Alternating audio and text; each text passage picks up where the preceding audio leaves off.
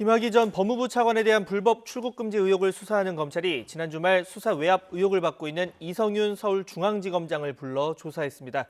이 지검장은 지금까지 줄곧 검찰 소환에 불응해 오다가 자신에 대한 기소 방침 보도가 나오자 태도를 바꿔 조사에 응했는데 차기 검찰총장 인선과 무관하지 않다는 분석도 나오고 있습니다. 취재기자 연결해서 더 자세한 내용 들어보겠습니다. 강희경 기자. 네, 사회부입니다. 네, 지난 토요일 이성윤 서울중앙지검장이 검찰 조사를 받았습니다. 먼저 어떤 의혹을 받는지 내용부터 짚어볼까요? 네, 지난 2019년 수원지검 안양지청은 김학의 전 법무부 차관 측에 출국금지 정보가 유출된 의혹에 대해 수사하고 있었습니다.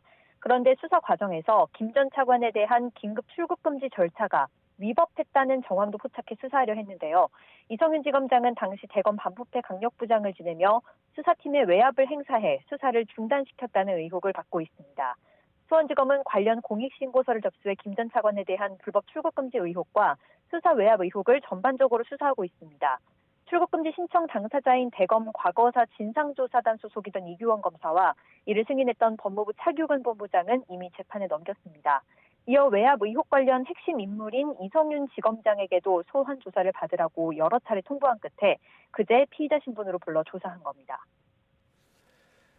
그동안은 줄곧 소환에 응하지 않았는데 검찰이 조사 없이도 재판에 넘기겠다 이런 방침을 보이자 먼저 출석 의사를 밝혔다고요? 네, 수원지검 수사팀은 지금까지 이성윤 지검장에게 모두 4차례 소환 통보를 했습니다. 그런데 이성윤 지검장은 혐의를 부인하는 내용의 진술서만 제출했을 뿐 소환에 응하지 않았는데요. 돌연 지난 15일 변호인을 통해 먼저 출석 의사를 밝혔고 그제 조사받기로 날짜까지 조율한 것으로 전해졌습니다.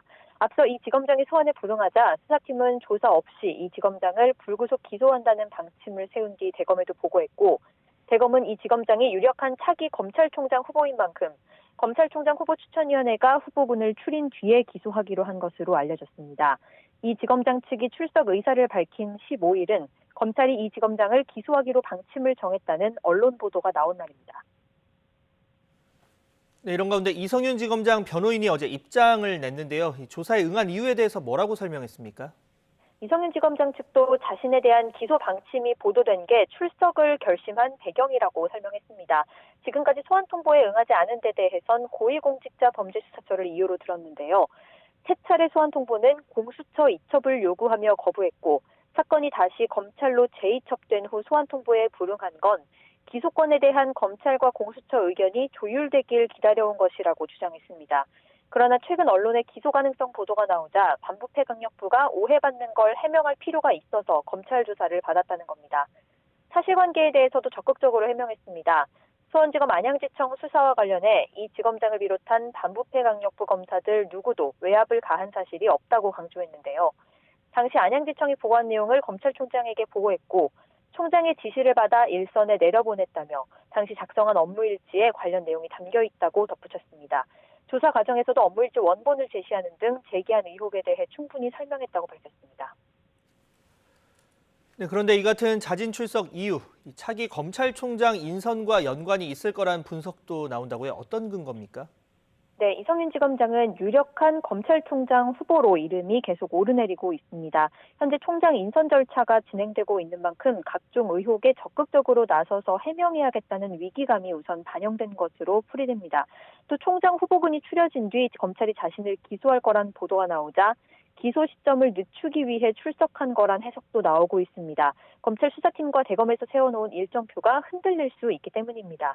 다만 검찰에서는 이 지검장이 기존에 낸 진술서와 조사 때 진술한 내용이 사실상 같은 만큼 이 지검장의 출석 조사가 기존 방침에 영향을 미치진 않을 것으로 보고 있습니다.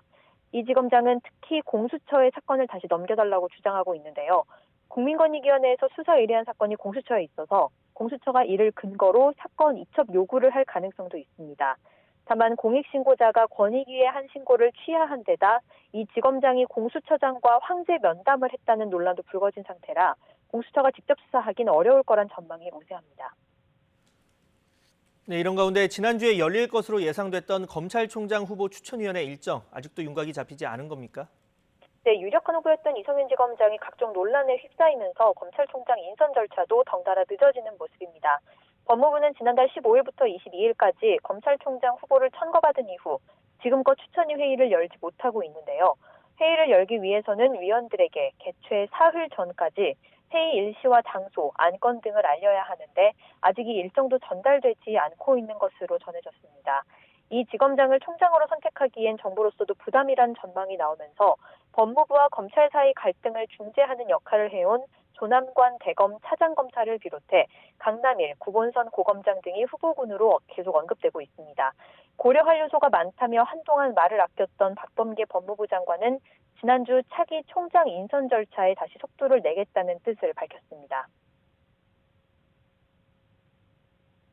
제가 여러 가지를 보고 있다는 말씀을 드렸는데 대통령께 제청을 위한 준비를 시작을 해야 되겠습니다. 또 정세균 총리 사의 표명 후 개각이 빠르게 진행되면서 총장 후보 추천위원회도 조만간 열릴 것으로 보여서 새로운 검찰 수장의 윤곽도 조만간 드러날 전망입니다. 지금까지 사회부에서 YTN 강희경입니다.